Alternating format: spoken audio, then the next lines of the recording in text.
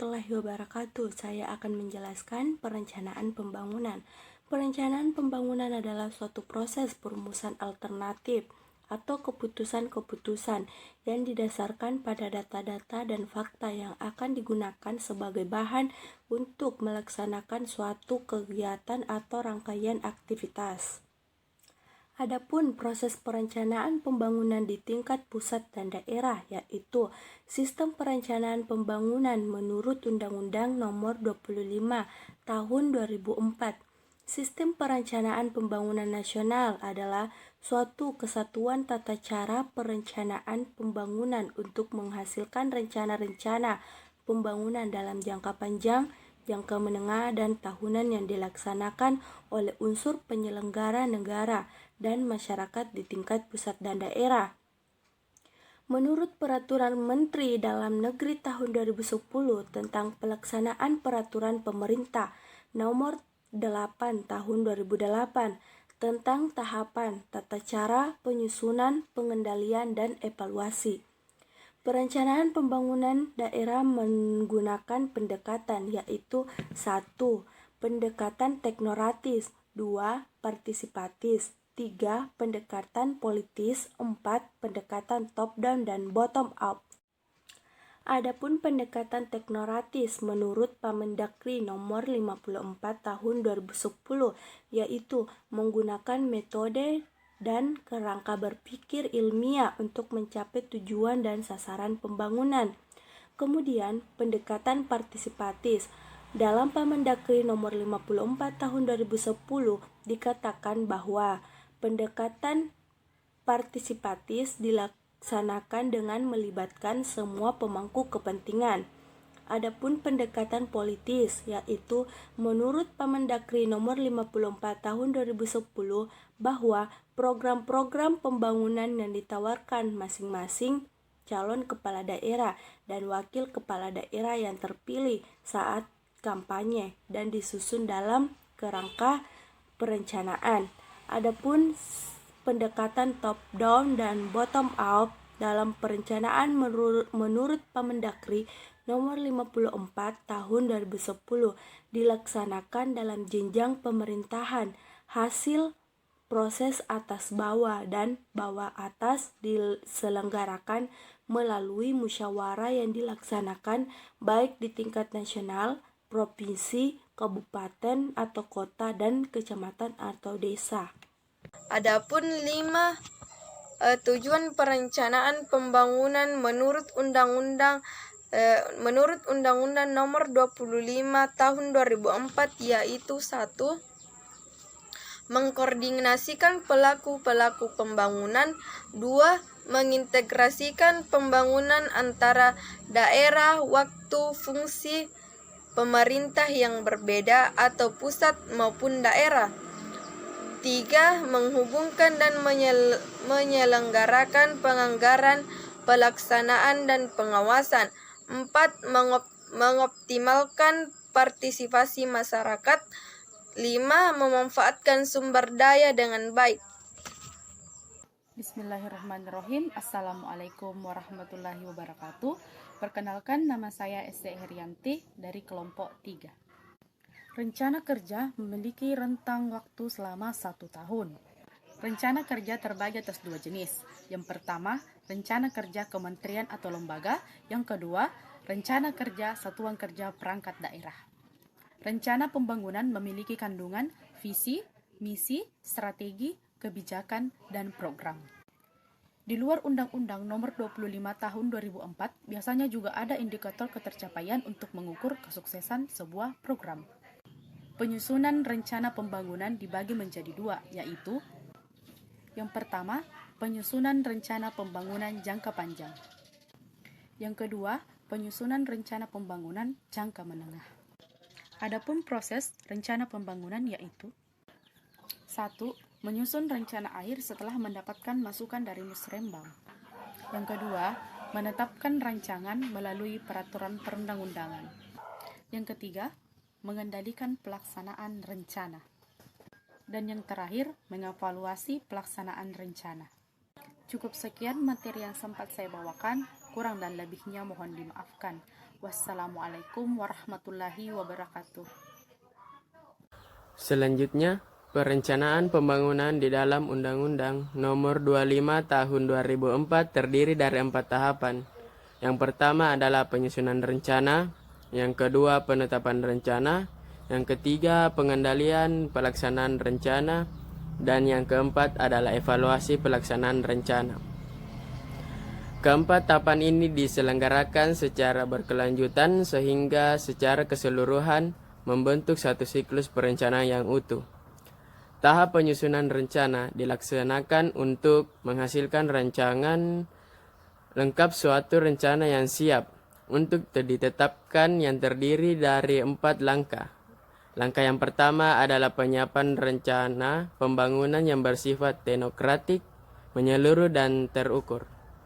Yang kedua, masing-masing instansi pemerintah menyiapkan rencana kerja dengan berpedoman pada rancangan rencana pembangunan yang telah disiapkan.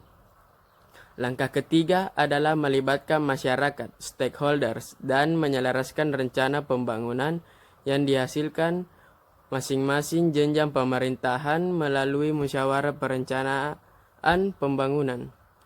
Sedangkan langkah keempat adalah penyusunan rencana akhir rencana pembangunan. Warahmatullahi wabarakatuh. Baik, saya akan melanjutkan tentang penetapan rencana.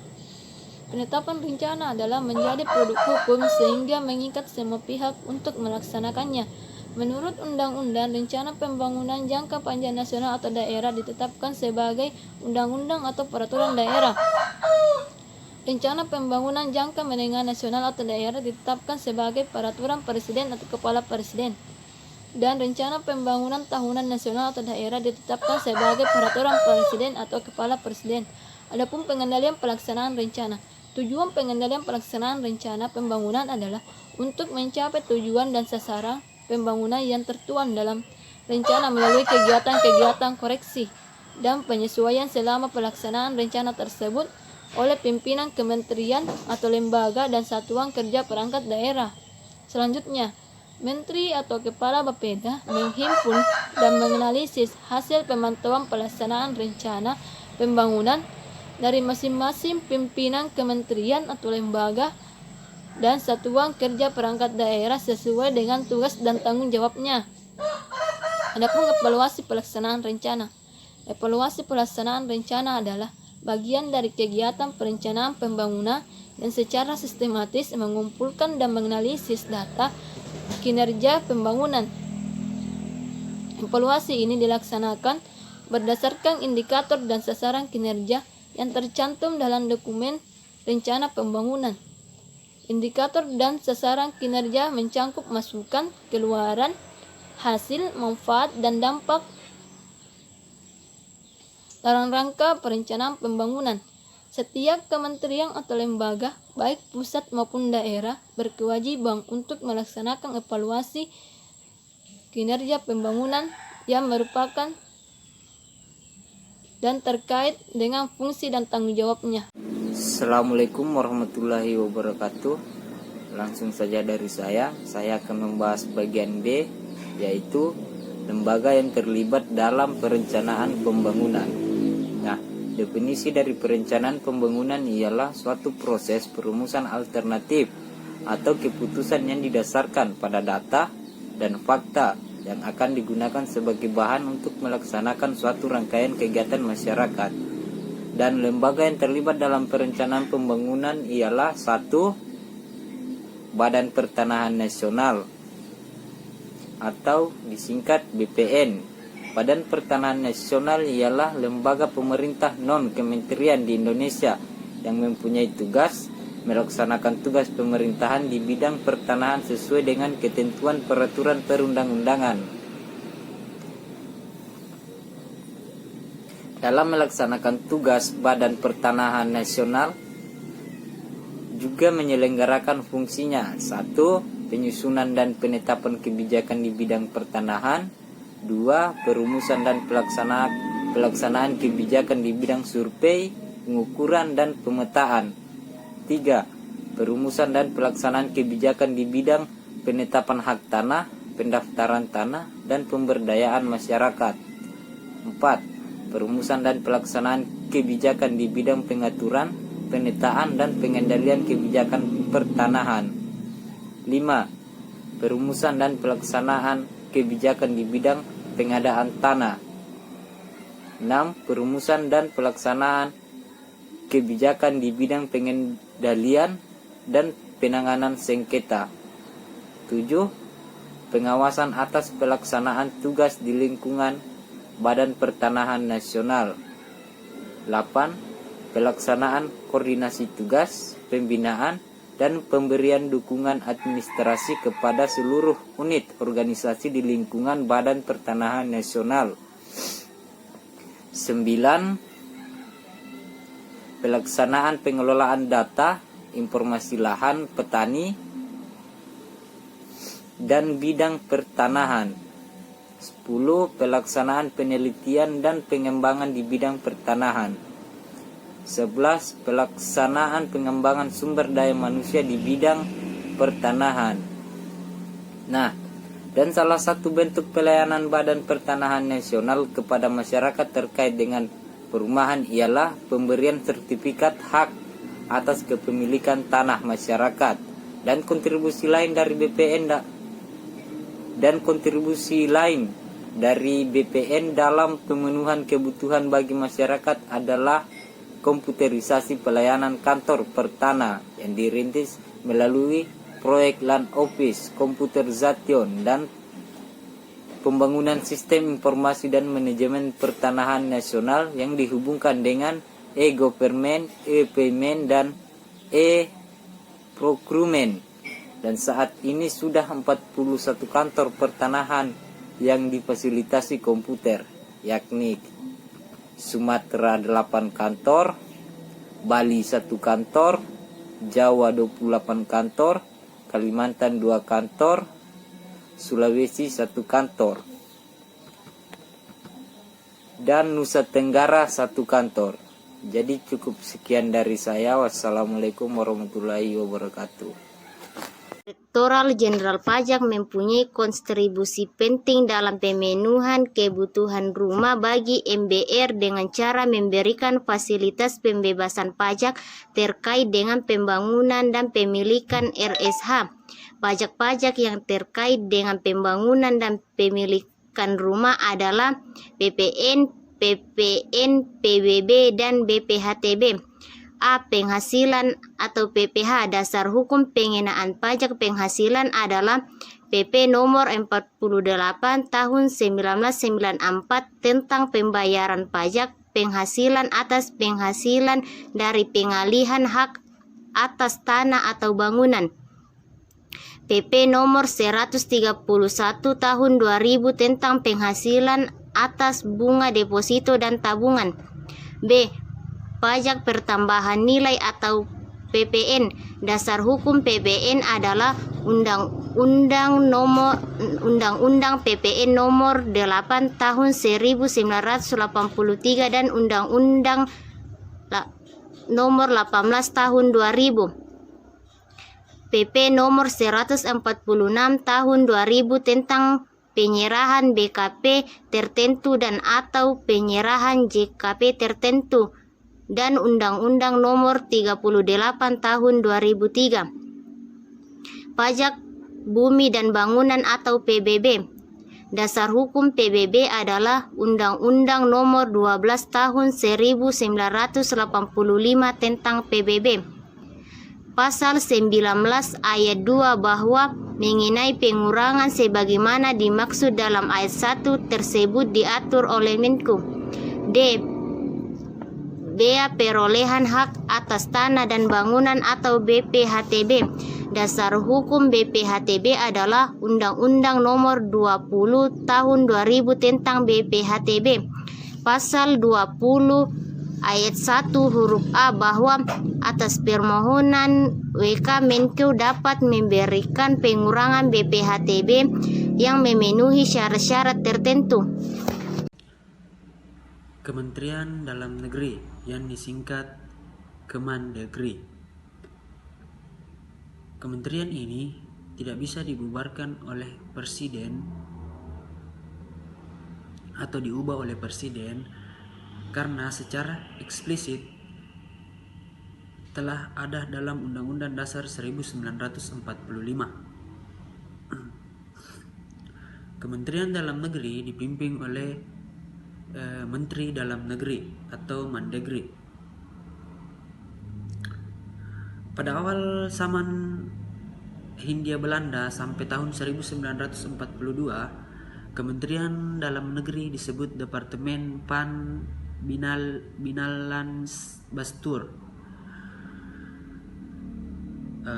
Dan pada zaman kedudukan Jepang pada tahun 1942 sampai 1945, Departemen Pan Binalans Bastur oleh pemerintah Jepang diubah menjadi Badan Urusan Internal atau dalam bahasa Jepang dinamakan Naimubu. Sebelum era reformasi, Departemen Dalam Negeri juga ikut dalam memberikan perhatian besar pada masalah perumahan yang menjadi tanggung jawab pemerintah daerah. Beberapa peraturan Departemen Dalam Negeri yang terkait dengan pembangunan perumahan adalah: 1. Permendagri nomor 1 tahun 1987 tentang penyerahan prasarana lingkungan FASUR dan FOSUS perumahan pada pemerintah daerah yang menjamin adanya kriteria prasarana lingkungan FOSUS dan FASUS dalam FOSUS yang harus disarankan dalam daerah. 2. Permendagri nomor 3 tahun 1987 tentang penyediaan dan pemberian hak atas tanah untuk keperluan perusahaan pembangunan perumahan yang menjamin kepastian hukum dalam pembangunan perumahan termasuk izin lokasi. 3. Permendagri nomor 4 tahun 1996 tentang pedoman perubahan pemanfaatan lahan perkotaan yang mengatur pemanfaatan lahan yang harus berasaskan keterbukaan, persamaan, keadilan dan perlindungan hukum dengan mengutamakan kepentingan masyarakat. 4. Inmendagri nomor 7 tahun 1989 tentang pengaturan dan pengalihan secara proporsional pembangunan rumah tinggal di wilayah perkotaan yang mengatur dan mengendalikan pembangunan rumah tinggal di perkotaan secara tertib dan serasi yang menyangkut luas tanah dan luas bangunan. 5. Inmendagri nomor 12 tahun 1996 mengenai pembebasan biaya-biaya bagi pembangunan RS dan RSS dan dengan diserahkannya perumahan dan permukiman kepada pemerintah daerah, maka peran Departemen Dalam Negeri menjadi berkurang. Salah satu peran yang dapat dilakukan adalah memfasilitasi pelayanan satu atap di daerah-daerah, sehingga proses perizinan untuk pembebasan lahan dan pembangunan perumahan, pembayaran pajak dan lain-lain dapat dilakukan secara cepat dan ramah. Terima kasih. Assalamualaikum warahmatullahi wabarakatuh. Nama saya Kasra Wangsa. Di sini saya akan sedikit membahas tentang pemerintahan daerah. Pemerintahan daerah dalam Undang-Undang tahun 2004 tentang pemerintahan daerah urusan perumahan, yang termasuk salah satu urusan pemerintahan yang diserahkan dan menjadi tanggung jawab dan urusan rumah tangga daerah untuk mewujudkan tercapainya pemenuhan dan kebutuhan perumahan yang layak bagi masyarakat, sekaligus mendorong percepatan pertumbuhan ekonomi daerah. Dan setiap pemerintah harus ada penyediaan RSH dan sumber daya alam manusia dan penyediaan pendampingan. Mungkin itu saja.